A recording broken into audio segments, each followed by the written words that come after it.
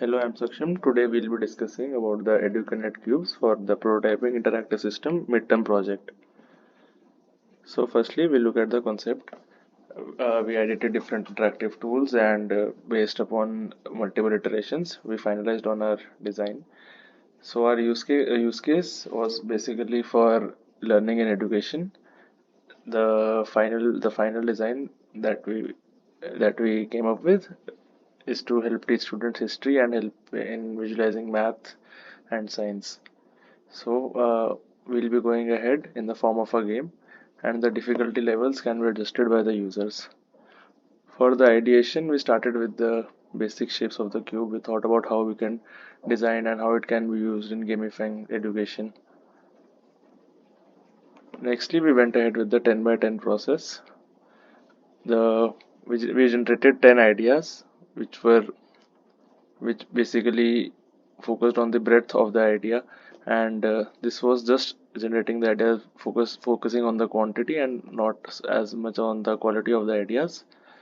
But we did have in mind how we can keep the basic functionalities of the cube, such as the connectivity, and how we can have the latest technology such as AR, AI, VR, etc. So these 10 ideas were generated by Vishesh, and these 10 ideas were generated by me. Then for the next 10 ideas, we finalized on the EduConnect cubes, which we are calling them now. So these will be basically connecting cubes, which will have all the different technologies and such as AI, AR, and VR as well. So expanding on the 10th idea, we further proceeded by making 10 additional sketches. These sketches basically helped us to delve deeper into the idea of education using these cubes. This can be used for students of all ages, and it can help them educate in form of various games. These cubes will also have audios, visuals, and other interactive elements. So for the ideation, we went ahead with two storyboards. This is the first storyboard, where the persona of a history enthusiast Harry is discussed. So we can see how he's studying history and he's frustrated when things got complicated. But after getting the EduConnect cubes, he could really figure out the timelines of the historical events. And like by playing games and interacting with the cubes every day, it provided him with a good learning experience. Nextly, this is the persona of a high school student who is struggling at chemistry, and he's having difficulty imagining 3D complex structures of molecules. So with the EduConnect cube, he could visualize the structures better and overall perform better with his subject. So now I'll be handing over to my teammate Vishesh, who will discuss about the paper prototypes. Thank you, Saksham. So this is the first preliminary test we conducted with the paper prototypes. So as you can see, there are six paper prototypes, and the user was prompted to arrange these events in chronological order. So in the beginning, he was a bit confused, and he arranged them as per his knowledge to the best of his capabilities, and then he was stuck, so I helped him, and by prompting him, by giving him a clue that he can flip, like it's a paper, so he can like flip it, and he found the dates on the other side of the paper, and then he was able to arrange them in chronological order. So the feedback we got was that if the dates are already there, then the game becomes very easy. So obviously the that was the feedback from the user, because initially he wasn't aware of the date, but once he got to know about it, it became very easy for him. So moving further, we developed physical prototypes using cardboards and paper, and we implemented that suggestion which we got in the preliminary test. And moving ahead, Yeah, these were the prototypes which we created. We focused on 6 cubes and not more than that, just to make it easy for the purpose of testing and also making it easy for the user to test them.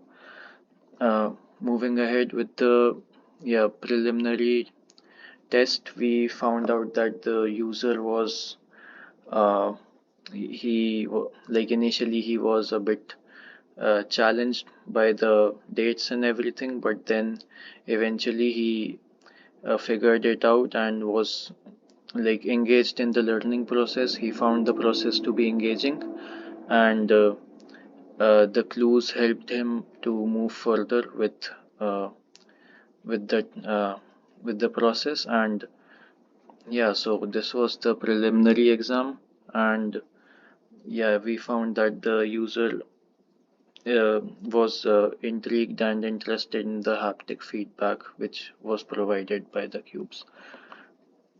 So in the first iteration, we found out that, as discussed before, the clues and the dates which were right there, so we eliminated those and we included haptic feedback for to make the game more engaging.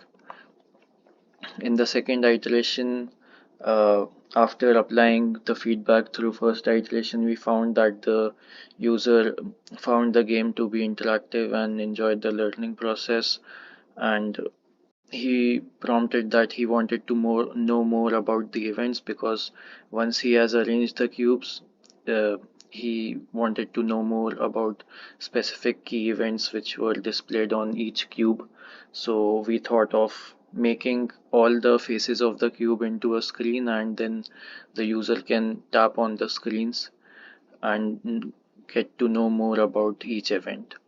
So yeah, for the third iteration, we used that idea and we further tested the cubes and found out that uh, it was helpful. The user was able to like flip the cubes at the end of the test, as in once he was done arranging it, and he liked the way that the cubes got stuck when the right cubes were placed next to each other, and the cubes vibrated when the wrong ones were placed next to each other.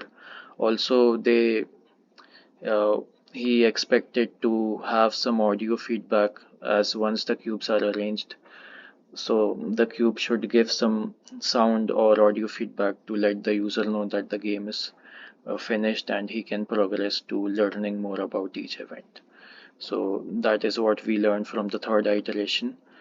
So for lessons learned, we were quite, as we have done before as well with paper prototypes, we were able to iron out the fundamental problems or the basic ones in the first preliminary test itself, and then we progressed through each iteration. And also physical prototyping helped us to know more about the product and know how the user interacts with it. Like some of them, they arranged, instead of arranging each cube one next to the other, they first coupled the cubes into three pairs and then arranged them together. So that was something interesting to observe.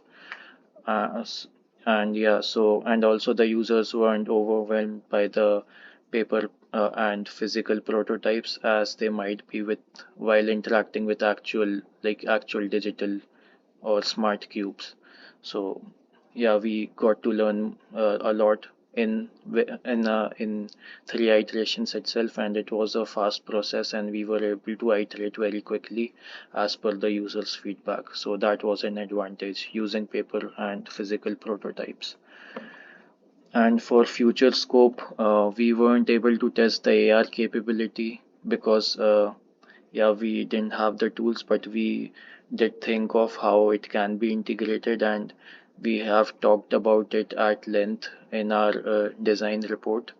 Also, Internet of Things, the gamification element was tested to up to an extent as to how the users were interacting with the cubes, and we thought of that their scores, we can keep a score and it can be updated on their phones as they play the game. The cubes can connect with the phone and update the scores.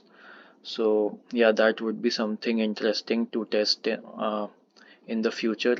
So yeah, these two things will also help in enriching the learning experience and make it more engaging. Um, yeah, these are the references which we went through while making the project. And yeah, that is all. Thank you. Thanks a lot.